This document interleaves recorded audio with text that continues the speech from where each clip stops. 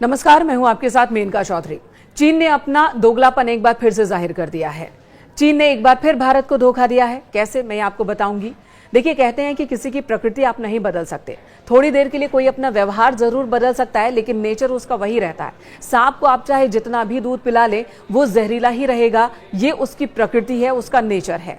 चीन भी कुछ ऐसा ही है। पाकिस्तान जिस तरह से धोखेबाज है, चीन धोखेबाज का साथ हर बार देता है और पाकिस्तान को बैकअप चीन का है। जो बात हम लगातार कह रहे थे, वो बात एक बार फिर से साबित हो गई है। पाकिस्तान चीन के ही उपकरणों का इस्तेमाल कर रहा है, चीन से खरीदे हथियारों का इस्तेमाल कर रहा है, खरीदे या फिर भीख में मिले हथियारों का इस्तेमाल, जिसकी वजह से पाकिस्तान को मुंह की खानी पड़ी। अभी उसके तमाम ड्रोन भारतीय सेना ने मार गिराए, उसके सुरक्षा प्रणाली में हमने सेंध कर दिया। और इसके बाद भी देखिए चीन किस तरह से दोहरा व्यवहार कर रहा है। जब भारत और पाकिस्तान के बीच सीज फायर को लेकर सहमति हो गई, तो चीन के विदेश मंत्री से भारत के एनएसए अजित डोभाल ने बात की और चीन के विदेश मंत्री ने पाकिस्तान के विदेश मंत्री और उप प्रधानमंत्री से भी फोन पर बात की। बातचीत के दौरान चीन का दोहरा रवैया कैसे सामने आ गया, ये मैं आपको बताती हूं।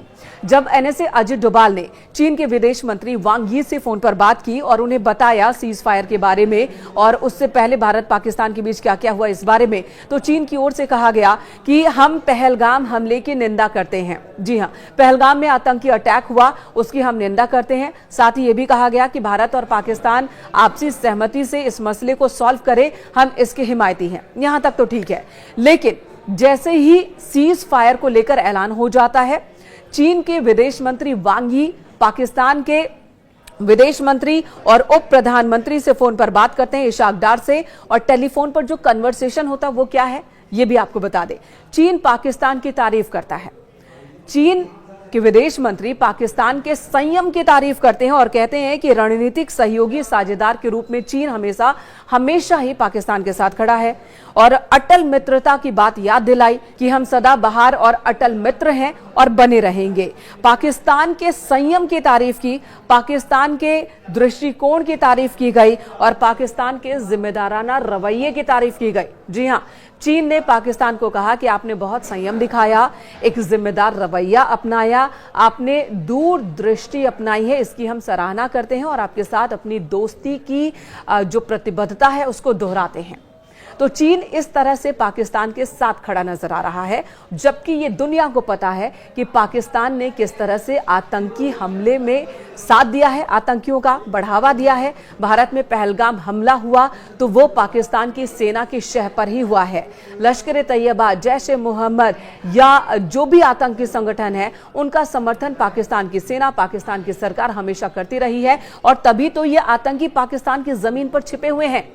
चाहे अलकायदा की बात हो जाती है, ओसामा बिन लादेन की बात होती है, वो पाकिस्तान के एबटाबाद में मारा जाता है, या दूसरे किसी भी बड़े आतंकी का नाम ले लीजिए, पाकिस्तान से उसका कनेक्शन, पाकिस्तान की ही सरजमी पर उसे सुरक्षित पनाह मिलती है और उसके बाद भी चीन पाकिस्तान के साथ खड़ा नजर आता है। ठीक है, व्यापार अपनी जगह है।